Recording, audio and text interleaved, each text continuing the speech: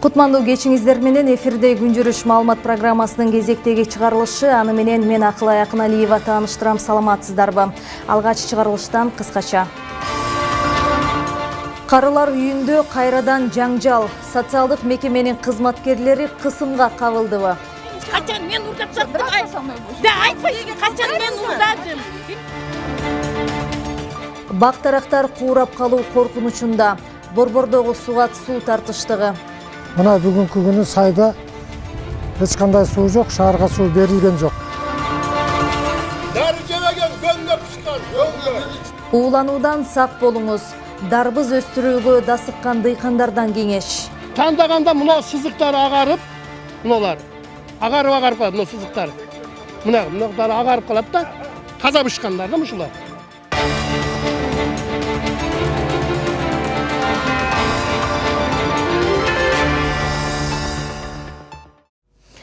Бишкек мэриясынын 3 жана коммерциялык мекеменин 1 кызматкери лифт оңдоо маалында мамлекеттин кызыкчылыгына каршы иш кылган деп шектелүүдө. Бул тууралуу экономикалык кылмыштуулукка каршы күрөшүү мамлекеттик кызматынан кабарлашты. Кызматынан кыянаттык менен пайдаланган деп шектелип жаткан адамдар капиталдык курулуш башкармалыгынын мурдагы жетекчиси, орун басары жана учурда иштеп жаткан кызматкер. Ал эми коммерциялык ишканалардын биринин өкүлү учурда Бишкек милициясынын вактылуу кармоо жайына киргизилди. Муниципалдык менчикте турган лифттерди модернизациялоо иштерине 24 миллион сом кетери көрсөтүлгөн. Чындыгында бул баа 2 эсе арзан болушу керек болчу. Мындан тышкары адистер карап чыкканда кеп болуп жаткан лифттер жашоо жана ден соолук үчүн кооптуу экени аныкталды. Демек, аны орнотууда бир катар эрежелер бузулган деп айтылат маалыматта. Иликтөө иштери уланууда. Соңку жылы эсептөө палатасы 141 аудитордук текшерүү жүргүзгөн. Анын натыйжасында 2 миллиард 523 миллион сомдук каржылык мыйзам бузуу аныкталган. Келтирилген зыяндын 1 миллиард 80 миллион сому мамлекеттик бюджетке кайтарылышы керек болчу. Бирок бул сумманын болгону 415 миллион сому гана калыбына келтирилген. Бюджеттин резерви жана жоготуусу 27 миллиард 715 миллион сомду түзгөн. Анын 1 миллиард 45 миллион сому кайтарылышы керек болсо, болгону 661 миллиону гана кайтарылган. Максатсыз пайдаланылган каражаттардын көрсөткүчү 2 миллиард сомду түзүп, 863 сом гана калыбына келтирилген. 544 миллион сомдук коомдук жана башка уюмдардан ашкереленген каржылык мыйзам бузуу аныкталган. Анын 100% кайтарылды. 13 жаштагы кызды зордуктоого айыпталган шектүүнүн жактоочусу чуулгандуу иш боюнча башка версияны айтып чыкты. Айыпталып жаткан 22 жаштагы жарандын жактоочусу Кайрат Загибаевдин айтымында кыздын зордукталганын бир да экспертиза тастыктаган эмес. Азыр шектүүнү актаган 1-Май райондук сотунун судьясына жабырлануучу тарабынан куугунтуктоолор уюштурулуп жатат. Эске салсак, учурда кыргызстандыктар президент Сооронбай Жээнбековго даректелген петицияга кол коюп, Бишкек шаарына караштуу 1-Май райондук сотунун судьясы Айбек Эрнес уулун кызматтан алууну талап кылышууда. Аталган судья кыз зордукталган эмес деген чечим чыгарып, шектүүнү жазадан бошоткон. Аны менен катар эле жабырлануучу кыздын апасына шектүүгө моралдык чыгым төлөп беришин милдеттендирген. Мындан улам алар райондук соттун чечимине нааразы болуп, шаардык сотко кайрылып, андан да утулуп калган. Учурда жогорку сотко даттанып жатышат. Вы знаете, дело в том, что... Зордуктоо болгонун бир да экспертиза, бир да күбө тастыктаган жок. Анан калса, кыз өзү да аны апасы зордоп көрсөтмө бергендигин айтып жатат. Кыз көрсөтмөсүндө гинекологиялык кароону апасы жасагандан кийин уруп сокконун айтты. После того, когда мать... Судья Эрнис уулун коркутууда деп күнөөлөп жатышат. Ооба сот учурунда алдын тороп адилеттүү чечим чыгар деп айткан. Мен эмне кайдагы бир сотко кол көтөргүдөй же өлтүргүдөй башым шишиппи? Ички иштер министрлигинин маалыматына караганда, акыркы 5 жылда үй бүлөлүк зордук зомбулуктардын көрсөткүчү 3 эсе өскөн. 2013 жылы 2,5 миң учур, ал эми 2018 жылы 7200 факт катталган. Үстүздөгү жылдын 3 айында эле 2,5 миңден ашык үй бүлөлүк зордук зомбулук фактылары орун алган. Мындан улам депутат Исхак Перматов башында турган депутаттар тобу үй бүлөлүк зомбулук менен күрөшүү чөйрөсүндө айрым мыйзам актыларына өзгөртүүлөрдү киргизүү жөнүндө өлкөдө мыйзам долбоорун демилгелеп жатат. Ага ылайык айыпкер тарапка 30 миңден 60 миң сомдук айыптарды салуу жокко чыгарылып, коргонуу ордери күчөтүлөт. Сунушталган мыйзам күчүнө кирсе, алгачкы зомбулук учур катталса эскертүү берилет. Эгерде дагы кайталанса 5 жылдан 7,5 жылга чейин эркинен ажыратылат. Жаңы мыйзамда айыпталуучу тараптын үстүнөн арыз жазуу жана тосма арыз жазуу деген түшүнүктөр жокко чыгарылууда. Биринчиси биз штрафтарды алып салууну сунуштап жатабыз. Экинчи жеке коомдук күнөөлөө категориясынан биз коомдук күнөөлөө категориясына алмаштырып, ошону менен биз арыз жазуу, тосмо арыз жазуу жана жарашуу, примирение сторон деген нерсени алып салайлы деп атабыз. Дагы менее тяжкие преступления категориясынан тяжкий деген категорияга өзгөртүүнү сунуштап жатабыз. Буну менен эч кандай арыз жазуунун кереги жок болот.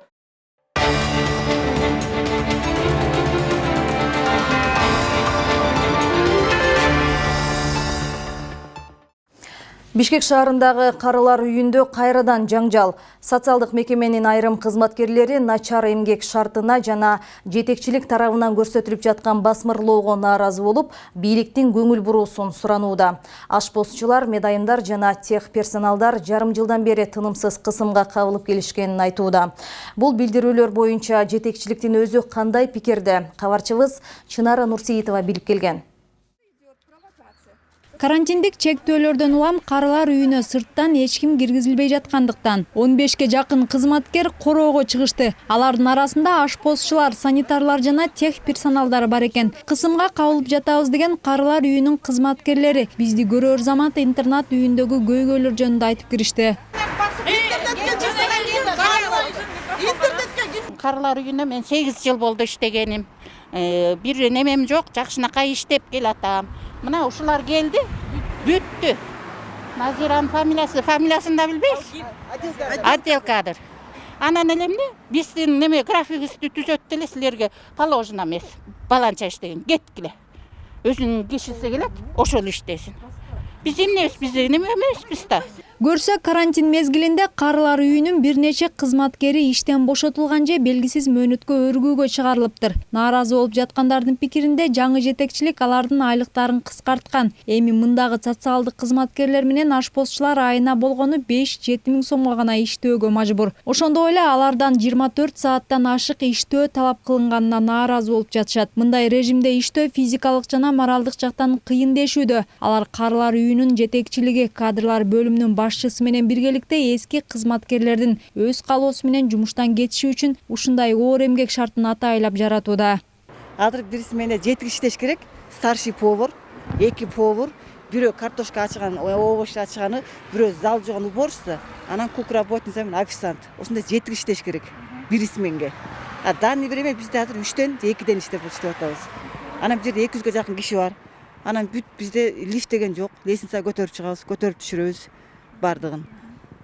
Ошо жумуштун ордугуна байланыштуу, айлыктын азыгына байланыштуу ушу баарыбыздан ошого эме кылдык. Биякта санитарка, ошо поварлар баарын укугу корголбой атат. Бир аз убакыт өткөндөн кийин өзүн ушул мекеменин социалдык кызматкери деп тааныштырган аял директордун атынан чыкканын айтып, нааразы болуп жаткандардын сөздөрүнүн баары жалаажына калып деп билдирди. Тескерисинче анын айтымында эмгек шартын оңдоп берүүнү талап кылып жаткандар интернаттагы кары-картаңдардын жеке буюмдарын уурдап сатышкан. Алардын ар бири үчүн акт түзүлгөн деп ишендирди. Кеттик азыр. Эмнеге мынча айтасыңар? Качан биз уурдадык? Айт, качан мен уурдап саттым? Да айтпайсың, качан мен уурдадым? Эмне уурдайсың? Вообще калыстык жок бул жерде. Калыстык жок. Биз кандай иш? Керек болсо мамаңар эмнеге жатат могу жерде? Үйдөн карай албай. Оформленная с путевкой. Я еще Мамасын сыйлабаган киши бизди сыйлайбы?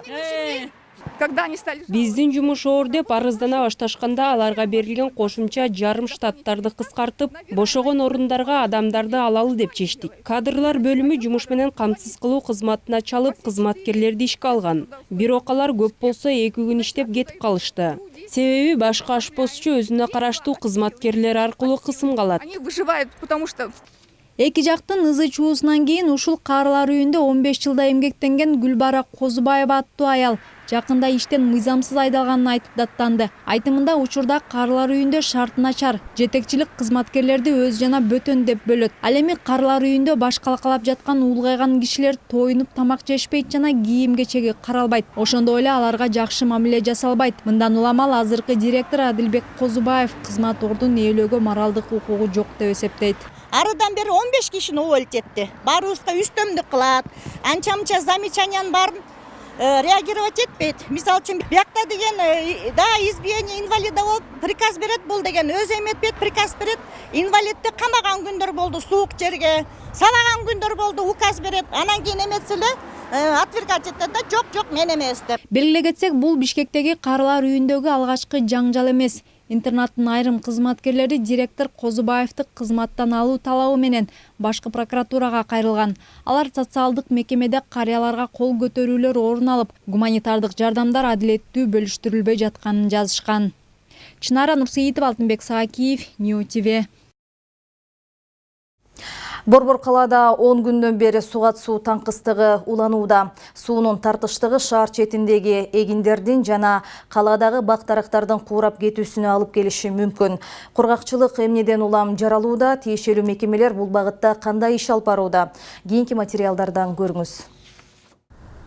Бишкекти кургакчылык каптап, шаар четиндеги талаада дыйканчылык менен алектенгендердин эмгеги акталбай жатат. Фермерлердин айтымында быйылкы суу тартыштыгынан улам эгиндер куурай баштады. Дыйкандар жыл сайын сугат суу менен камсыздандыруу боюнча келишим түзүлүп акчасын төлөйт. Бирок ага карабай суу таңкыстыгы жаралууда.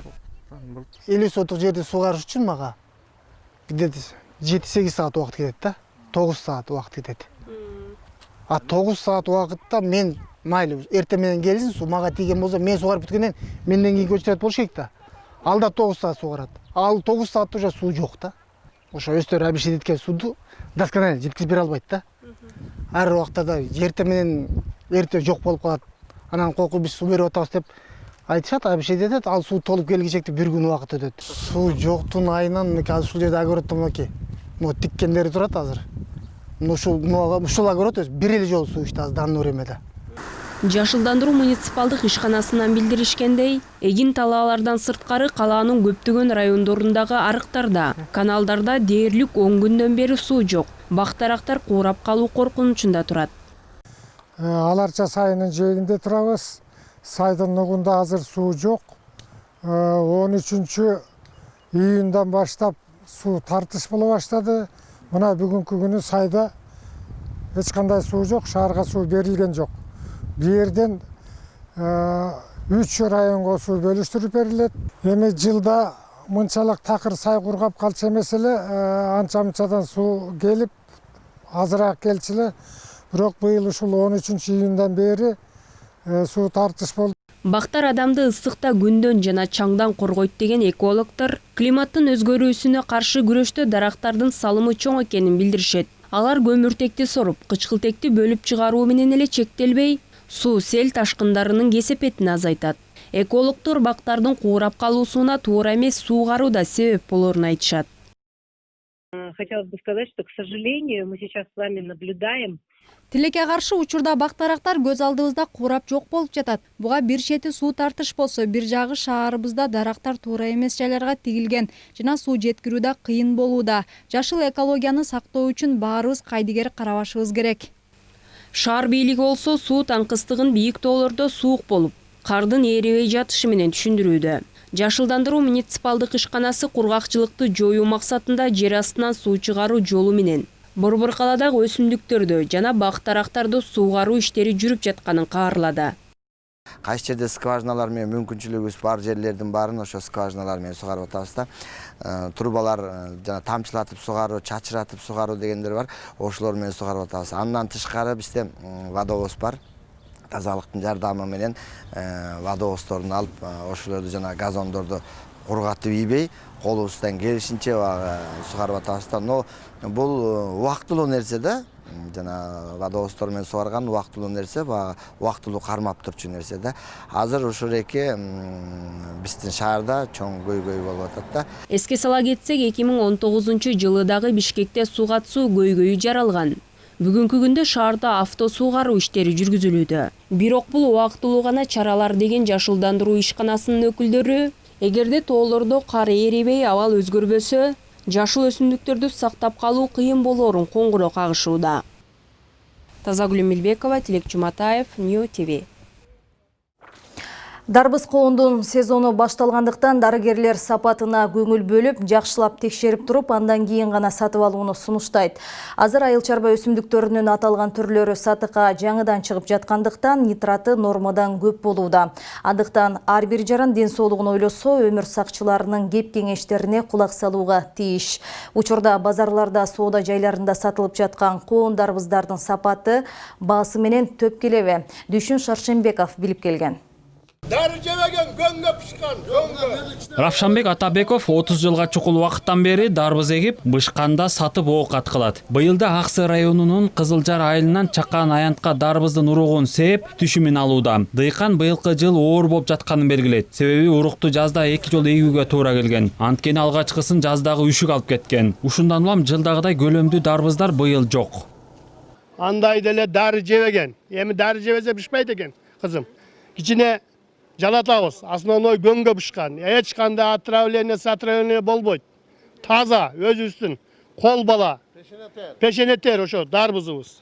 Азыр мына 20-19 сомдон сатып атабыз.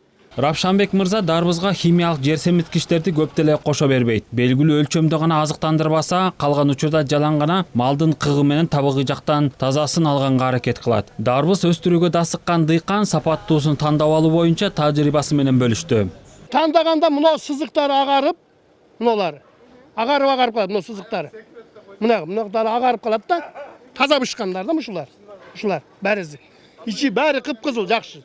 Бышпай калганы мынагы сабагы жоон болот. Сабагы жоон болуп, мынагы үзүлө турган жери. Жоон болуп, минелер көкмөк болот. Минелер көкмөк болсо ошо бышпаган. Ана мында чызыктары жетилип калганы таза бышкан бәрisi. Борбордогу базарларда жана соода түйүндөрүндө сатылып жаткан дарбыздардын басымдуусу Аксыдан ташылып келет. Мындан тышкары Казакстандан дагы импорттолууда. Айыл чарба өсүмдүгү жаңы бышып жаткан учурда курамында нитраттын көрсөткүчү өтө эле жогору болот. Мындайда аны жеген адам сөзсүз ууланышы мүмкүн. Жагдайды көзөмөлгө алуу үчүн базарлардагы лабораториялар күчөтүлгөн тартипте иштөөгө өттү. Текшерүүгө алынгандардын арасынан нитраты нормадан ашкандары дагы чыгып жатат, бирок кооптонгудай көрсөткүчтө эмес.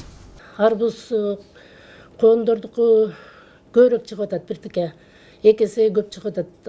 Анан азыр Кызылжардыкы башталды, Аксы районунуку. Булардын нитраттары жакшы. Биз бир жума болуп калды, өзүбүз контролго алып, биздин көзөмөлүбүзсүз эчтеке сатылбайт бул жерде. Дежурный врачтар саат 6га чейин дежурить этебиз.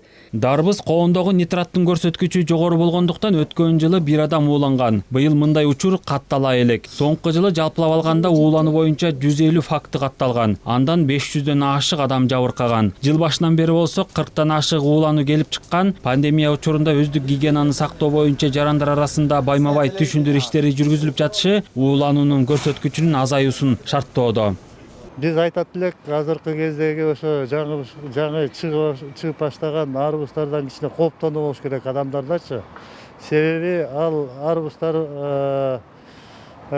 ветеринардык текшерүүдөн өтүп, ошо нитраттары текшерилип, ошондон кийин гана сатыкка чыгыш керек. Ар бир керектөөчү ошо арбуз сатып алаарда ошо текшерилген кагазын сурап, андан кийин ошо сатып алып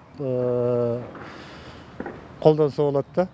Негизинен эрежеге ылайык дарбыздагы нитраттын көрсөткүчү 60, ал эми коондуку 90 мегагерцтен ашпоого тийиш. Андыктан адистер айыл чарба өсүмдүктөрүнүн аталган түрүн тандоодо баасына эмес, сапатына карап, жакшылап текшерип алууга чакырат. Ошондой эле өздүк гигиенаны так сактоону сунуштайт. Дүйшөн Шаршенбеков, Калыбек Абдумамутов, Нью ТВ.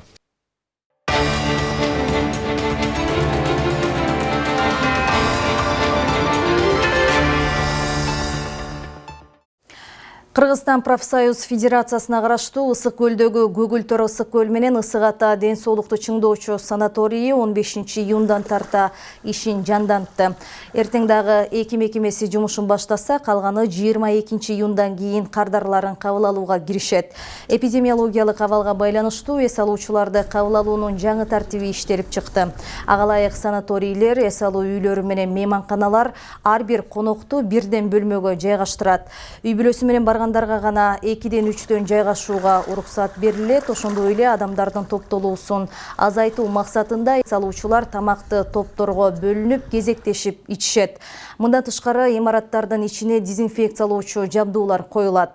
Профсоюз федерациясына караштуу эс алуучу жана ден соолукту калыбына келтирүүчү жайлар азырынча атайын жолдомосу бар жарандарды гана кабыл алат. Алар алгач өзү жашаган аймактагы медициналык жайлардан таажы илдетине каршы текшерүүдөн өтүп келиши зарыл.